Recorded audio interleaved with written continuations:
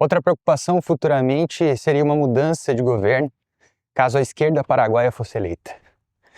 Já imaginou, rapaz? Você sai do Brasil e bem na tua vez de vir para o Paraguai, eles fazem um L. É complicado, né? Será que existe chance disso acontecer? Chegaram perguntas para nós bem parecidas com essa, e a caminhada aqui com Dona Sophie, que hoje está acelerada, vai ser só sobre política. E eu admito que o risco Paraguai hoje, para mim, na minha opinião, é estar perto demais do Brasil. E não perto demais agora para ser influenciado, apesar de que já foi influenciado, tá? O Paraguai é um país de direita, governado por quase 80 anos pelo Partido Colorado, que é o de direita, mas teve um período de 4 anos aí, entre 2008 e 2012, que foi governado pela esquerda. Eu acho que eu tô perto de uma igreja aqui, viu? Que eu nunca passei na frente. Parece que tá na hora da missa. Então vou te contar um pouco da história aqui. Deixa eu só comentar o porquê que eu acho que o maior risco é estar perto do Brasil, né? Perto demais do Brasil. Porque o crime com certeza tem interesse na fronteira, né? O crime organizado tem interesse aqui em alguns territórios. E esse também é um dos motivos de ter escolhido Assunção e não, por exemplo, Cidade del Este. Eu sei que Cidade del Este é uma cidade segura, mas está perto demais do Brasil e o Brasil é um narco-estado. Então, eu acho que esse é o maior risco. Mas o Brasil já influenciou o Paraguai em um outro momento da sua história. Em 2008, o Partido Colorado, que é o partido de direita, perdeu as eleições para o Partido Liberal, que é o partido de esquerda aqui. O presidente era Fernando Lugo, o nome do presidente na época. Os mandatos aqui são de 5 anos, então ele foi eleito em 2008 e deveria ficar no cargo até 2013. Eu vou te mostrar um pouco aqui da rua, das coisas, enquanto já até ir do outro lado aqui, para te mostrar essa casa aqui, que parece uma casa americana, bonita demais, demais. E como é que foi, o porquê que o Paraguai, então, um país tão de direita, elegeu um presidente de esquerda, né? Em 2008, vocês devem lembrar que a América do Sul toda, a América Latina, era dominada por esquerdistas, né? Desde o Brasil com Lula, a Argentina com Kirchner, todos os outros líderes aí dos países daqui da América do Sul, que pegaram um momento excelente da história, né? Para ser um país produtor de commodity. Naquela época teve o boom das commodities, o Brasil foi um país privilegiado, e apesar do Lula, e não por causa do Lula, apesar do Lula, o Brasil teve um excelente crescimento nesse ano. Vou mostrar um pouco mais da rua para você. Então, houve essa influência, né, do Brasil nesse caso. Olha que casa linda, cara. Houve influência do Brasil e de outros países, porque o Paraguai enfrentava problemas bem sérios, né, de desigualdade social, de pobreza, né, e como o Lula tinha tirado 450 milhões de crianças da pobreza, eles acharam que seria possível aqui também. Lindo, hein? Ó, gostei desse lugar aqui, viu? Tem umas casinhas bacanas aqui. Olha essa da esquina, cara. Olha isso. Que coisa mais linda. Um sonho morar num casão desse, né? E o Paraguai naquela época não tinha o crescimento exponencial que está tendo hoje, né? Eu costumo dizer que o benefício do Paraguai hoje de ser um país muito mais simples, com impostos muito mais baixos, ele não era um benefício tão atraente assim há 15 ou 20 anos atrás. E se tornou muito atraente, muito atrativo, né, nos últimos anos, né? O presidente atual, que é presidente de direita, ele vem incentivando a diminuição do Estado, corte de impostos, enfim, tá avançando bem. Mas voltando, né, já vamos falar do presidente atual e como é que deve ser o mandato aí. Voltando ao Fernando Lugo, que era o presidente de esquerda, ele foi eleito então em 2008, deveria ficar até 2013, né, com a promessa aí de melhorar as condições sociais, né, dar mais oportunidade, enfim, aquela balela progressista que a gente escuta sempre, né? Ele acabou sendo impeachmentado em 2012, um ano antes de terminar o mandato. O que aconteceu foi que ele foi ligado a um massacre de... Eu vou tentar pronunciar, não sei se está certo, tá? Caraguatí. Foi um desastre aí, um massacre que morreram 11 sem terra e 6 policiais num confronto. Mas foi um impeachment cheio de problemas. O Congresso, por 79-1, votou para o impeachment, e o Senado também teve uma votação bem expressiva. Aí para frente para você. Mas isso tudo aconteceu em 24 horas. Em 24 não, perdão, em 48, o dobro. Então não é tão pouco assim, brincadeira. Cara, em 48 horas impeachmentaram, olha essa casa, bicho. Impeachmentaram o presidente de esquerda daqui, e desde então a direita voltou ao poder, tá? Hoje o presidente se chama Santiago Penha. Ele é um jovem formado em economia aqui em Assunção, com um mestrado fora. Tá meio alto pra você, né, Sofia? E aquele cachorro é meio grande pra você tretar. Um Doberman. E um cara de direita, né, do Partido Colorado de direita, que vem com uma visão um pouco mais libertária, mas que também é envolvido, ou acusado de ter envolvimento em vários casos suspeitos, como é de praxe para todos os políticos, né? Ele está acabando com as ONGs aqui, né? Restringindo o acesso das ONGs a recurso. Isso está dando, olha só, isso está dando bastante pano para manga por aqui, né? Porque a esquerda, a oposição, ela está bem unida pró-ONG. Vamos por aqui? E eu sou um cara que sempre que eu entro no táxi não, né? Táxi é coisa de velho. Sempre que eu entro no Uber, eu mando um "E que tal Paraguai?" pra saber. E aí eu pego Uber pra caramba, viu? Então eu conversei com muita gente. Que eu quero saber a opinião deles, né? De como é que tá o Paraguai. E na opinião, assim, da esmagadora maioria, o Paraguai está indo muito bem, obrigado. Então a chance de um presidente de esquerda vencer a próxima eleição, que será em 2028, aqui o presidente foi eleito em 23, então ele vai até 28.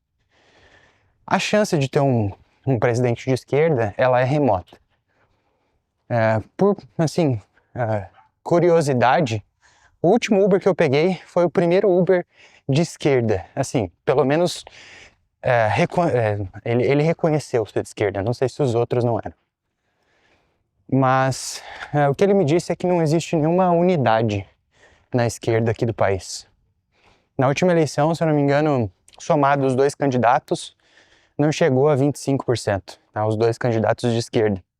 Então, a esquerda por aqui não tem unidade, e é muito, muito, muito provável que, já que o mundo está indo para a direita, e o Paraguai já está na direita, que o Paraguai vá para mais direita ainda. E aí, comentar um pouquinho sobre costumes, antes da gente ir lá para casa, que eu vou te surpreender com um assunto bem legal ainda sobre política. O Paraguai é um país bem conservador, de pessoas bem conservadoras, de valores da família. O Paraguai é um país conhecido por isso, inclusive. E eu confesso para vocês que quando eu vim para cá, eu tive até um pouco de receio. Por quê? Vou te mostrar aqui, se você não viu ainda, por acaso é o primeiro vídeo que você está vendo, porque eu tenho algumas tatuagens. Olha o portão dessa casa. E essa. Tem algumas, né? Como você pode ver aqui. E realmente não é muito comum ver pessoas muito tatuadas por aqui. Se quiser, uma hora a gente vai falar sobre esse assunto. Eu tenho umas tatuagens bem legais. Tem uma que eu fiz com a Jarn, que é uma espécie de monge lá na Tailândia, que inclusive não é tatuagem feita de bambu, tá? A de bambu é para turista, essa é feita com metal mesmo. Tem uma na canela também, que foi da primeira viagem que eu fiz na minha vida, que foi para Bolívia. Uma hora a gente fala sobre esse assunto. Mas sobre costumes, e de repente alguém que é muito tatuado como eu sou sofrer preconceito, tem muita casa assim aqui, ó. Essas casas com arquitetura bem antiga, sabe? Eu tive medo, receio, né, de repente alguém me olhar torto, querer me expulsar de um lugar, sei lá, a gente não conhece, né, como é na realidade, mas foi super tranquilo. Às vezes eu sinto umas olhadas assim meio de lado, mas tá tudo bem, isso aí acontece no Brasil também. Mas o que eu queria dizer sobre costumes é que se eu, que só tenho umas tatuagens aí, tenho um pouco de receio, você imagine outras pessoas ainda mais diferentes aos olhos de quem é conservador, né? Como pode ser por aqui. Então, acho que você já entendeu o recado, né?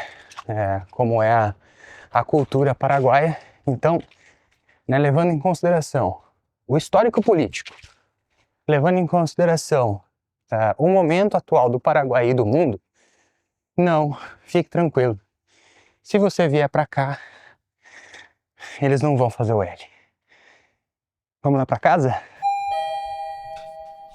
Agora a gente vai continuar falando de política do Paraguai, mas eu vou te trazer uma coisa um pouquinho diferente aqui, o que pensava Aristóteles, principal filósofo político, né? E talvez o mais relevante deles. Claro que existem outros, mas esse é em especial alguém que trouxe ideias revolucionárias mesmo para sua época e que tem validade nos dias atuais. Agora é a hora que o jovem fecha o vídeo e vai ver TikTok da Virgínia dançando, né? Mas você tem um QI maior do que um orangotango e você sabe que você vai sair daqui com um conhecimento interessante para sua vida, então vai acompanhar o vídeo aí até o final. Tá? Antes de eu falar do livro, né, do que tem aqui dentro, eu quero te dar uma sugestão: leia em espanhol, porque quando a gente lê em espanhol, a gente lê devagar, despacio, como se diz, né, em espanhol. E quando você cria esse hábito, você começa a ler e falar em espanhol dentro da sua cabeça. De repente, quando você percebe, você já está falando. Então, pegue um livro aí que de repente você goste de um tema que te interessa. Pode ser qualquer um. Se você não gosta de filosofia, pode ser sobre futebol. Vai ler a história de uma Copa em espanhol, que eu tenho certeza que você vai gostar bastante. Mas vamos lá ver o que pensava Aristóteles aqui no capítulo 4 sobre os animais sociais. Porque Aristóteles ele estudou sobre política muito e desenvolveu, inclusive, um material sobre isso, La Política, né, em espanhol. Mas ele estudou os animais e os animais humanos, que ele considera animais sociais. Ele diz em La Política que todos os seres humanos são animais sociais. Ele classifica como zoom politikon e tem vários desdobramentos da análise desse termo, que acaba em descrever a organização política ideal como uma cidade-estado. Segundo Aristóteles, a cidade-estado é a organização política ideal. Veja, não um estado gigantesco, não um país, mas sim cidades autogovernadas, pequenas comunidades. Tá? Para desenvolver o nosso potencial como seres racionais, devemos ser capazes de tomar decisões que importam, que contribuam com as nossas comunidades, no lugar de limitar-nos a aceitarmos passivamente normas sobre as quais não temos nem voz, nem voto. É algo... o conceito de Aristóteles de cidade-estado é parecida com o que nós, libertários, consideramos, né, o conceito de cidades privadas. É parecido. Apesar de que Aristóteles não era um libertário, longe disso, ele era um estatista, mas essa ideia dele de cidade-estado segue valendo até hoje, tá? Quando as instituições são demasiado grandes, é mais provável que as pessoas que a integram se sintam alienadas.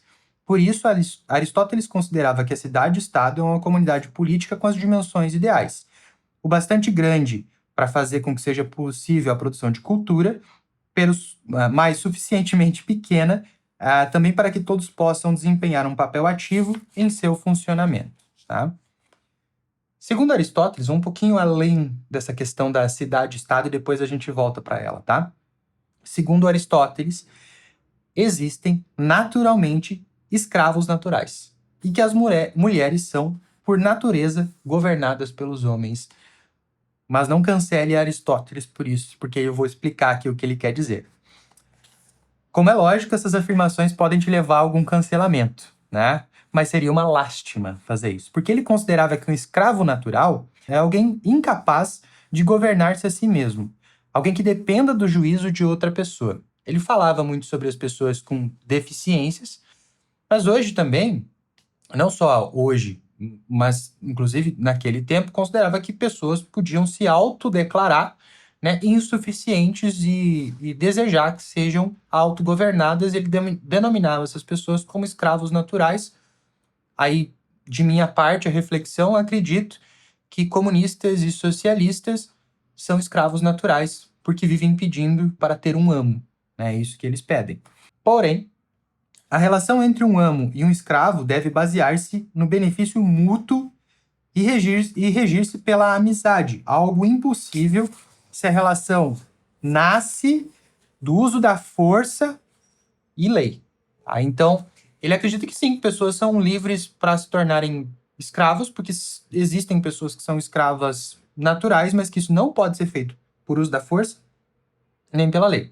Então, por exemplo, no mundo ideal, talvez pudéssemos ter cidades-estados, cidades autônomas, onde pessoas comunistas criam as suas cidades, são todas escravas de um amo e para elas está tudo bem. Nós libertários também concordamos com isso, que podem haver cidades independentes onde as pessoas são governadas, se elas assim querem, né, por um amo, né? Agora as mulheres. Enquanto a posição da mulher, para Aristóteles, elas tendiam a estar debaixo do controle dos homens. Esse era o estado natural das coisas para Aristóteles por um motivo simples. Os homens, na sua maioria, tendem a ser fisicamente mais fortes que as mulheres. Era uma observação biológica. Tá? Aqui, Aristóteles não era uma pessoa que queria necessariamente, com as suas observações e os seus estudos, mudar algumas coisas. Ele observava e descrevia como era, na sua visão. Tá? Aristóteles opina que, por geral, os machos são mais fortes e agressivos, mas também são mais simples, enquanto que as fêmeas são mais refinadas e sutis. São superiores no que se diz respeito ao atributo que, segundo Aristóteles, define aos seres humanos, a inteligência. Portanto, as mulheres estão muito mais dotadas que os homens para ser filósofos. Ele não estabelece nenhuma hierarquia. Ambos desempenham um papel na vida e na comunidade de diferentes maneiras. Então, voltando à questão da cidade-estado, né, e por que organizações e comunidades muito menores tendem a ser muito mais eficientes, veja, a gente não está falando aqui sobre o crescimento do Estado, sobre o Estado se tornar forte. Estados grandes podem se tornar muito fortes, os indivíduos é que se tornam muito, muito fracos na visão de Aristóteles e na minha também. A gente pode falar, mas nos Estados Unidos é um estado gigante, né? E lá se tem uma boa qualidade de vida, né? São múltiplos fatores, mas a gente também tem que lembrar que nos Estados Unidos, os estados, né? Não o governo federal, mas os estados, as organizações estaduais têm mais poder do que o próprio governo federal em muitas situações. Então, é mais descentralizado, ok? Voltando, então, para o que opina Aristóteles sobre esse assunto, né? Ele diz que a cidade-estado é a unidade natural. E que pode ser que haja algum indivíduo ou outro que tente cultivar a sua própria comida, confeccionar a sua própria roupa e ser de todo autossuficiente. Mas essa pessoa, ela ficaria longe da sua natureza de animal social, e é muito pouco provável que lhe reste tempo livre para se dedicar ao cultivo da mente e à reflexão. E por esses dois motivos, essa pessoa, segundo Aristóteles, não viveria uma vida plenamente humana, senão mais próxima de um animal, centrada na própria subsistência, né? Em A Política, Aristóteles analisa como seria uma cidade-estado ideal e como são, essas cidades-estado na prática. Para ele, a chave reside em gerenciar as relações entre as diferentes classes sociais e encontrar algum tipo de equilíbrio que seja satisfatório para todos. Segundo o nosso filósofo, todos devem participar da gestão da cidade. Isso parece descartar os sistemas em que o poder se concentra na mão de só um indivíduo, como a monarquia. Não é justo nem conveniente que uma pessoa governe sobre todas as outras. Então ele estava bem longe dos conceitos políticos que a gente vê hoje em dia, onde um governa todos. Né? Para ele, na maioria das comunidades do mundo real, existem divisões entre os grupos baseados pela riqueza. Veja, ele não está querendo mudar isso. Ele diz que é natural. Existem, né, em todas as comunidades divisão por riqueza. Ponto. O grau de concentração e desigualdade pode variar bastante, mas esse padrão básico parece quase universal. Então ele tem que, né, Aristóteles aceita isso como uma verdade e trabalha a partir disso. Quando a elite rica tem o controle, aparece o que a gente chama de oligarquia. E quando são as massas mais pobres que estão no comando, uma democracia. Mas Aristóteles está em contra de todos esses dois sistemas de governo em sua forma mais pura, porque priorizam os interesses de um grupo sobre o bem-estar de toda a comunidade. Inclusive a democracia, né? Quando 50 mais 1 elegem um criminoso, por exemplo, eles colocam, né, sobre todos os demais a sua imposição, e para ele isso não funciona. Tá? Para Aristóteles, essa não é uma definição ideal de comunidade, né, de senso de pertencimento, porque a ideia é que a gente tem que evitar os extremos e tentar encontrar um ponto médio que leva Aristóteles a fazer uma reflexão sobre o que ele chama de la gente que está en el medio, as pessoas da classe média. Tá? O que então quer dizer Aristóteles? Que o ideal seria que a cidade-estado estivesse formada, na medida do possível, por pessoas afins e semelhantes. Ou seja, se nós temos pessoas muito, muito, muito ricas e pessoas muito, muito pobres, né, e a classe média ela é cada vez mais, como a gente vê hoje, esmagada e jogada para baixo, né, para as classes mais pobres, né, são o que os estados fazem, a gente não consegue ter uma comunidade formada por pessoas afins e semelhantes. Então, a forma de conseguir ter uma sociedade ideal é ampliar a classe média tanto como se possa, tirando a gente da pobreza, freando a riqueza excessiva de maneira natural e, em geral, reduzindo a desigualdade. Tá? Aristóteles, o nosso filósofo, estava convencido de que as pessoas precisam participar ativamente do funcionamento da sua comunidade para sentir-se parte dela, em lugar de se limitar a serem meros súditos passivos de um governo distante. E ainda que haja alguns elementos em La Política questionáveis desde o ponto de vista atual, aquela ideia segue sendo tão incisiva agora como quando Aristóteles formulou pela primeira vez. E é verdade. Hoje nós temos cada vez mais algo distante daquilo que é o que pensava Aristóteles, né? Uma comunidade autossuficiente para governos cada vez mais gigantes, poderosos, e nós, os seus servos. Né? Países menores tendem a ter um melhor resultado. Quanto menos centralizado é o poder, mais o poder está na mão dos indivíduos, e assim as pessoas se aproximam e constroem algo mais sólido, né? E algo que consegue trazer benefícios para que a gente possa desenvolver cultura, arte, conhecimento e o nosso próprio bem-estar. Por isso eu também acredito que um país gigante como o Brasil vai ser cada vez mais desgovernado, e lugares menores, como o Paraguai, eu preferiria que fosse uma gestão aqui, né, só da cidade, que a cidade fosse independente, mas ainda assim, ser menor é uma vantagem. O Paraguai é muito mais fácil das pessoas estarem mais próximas da política. É isso, trouxe um pouquinho de Aristóteles para você aqui, espero ter contribuído com o teu raciocínio sobre política. Um abraço.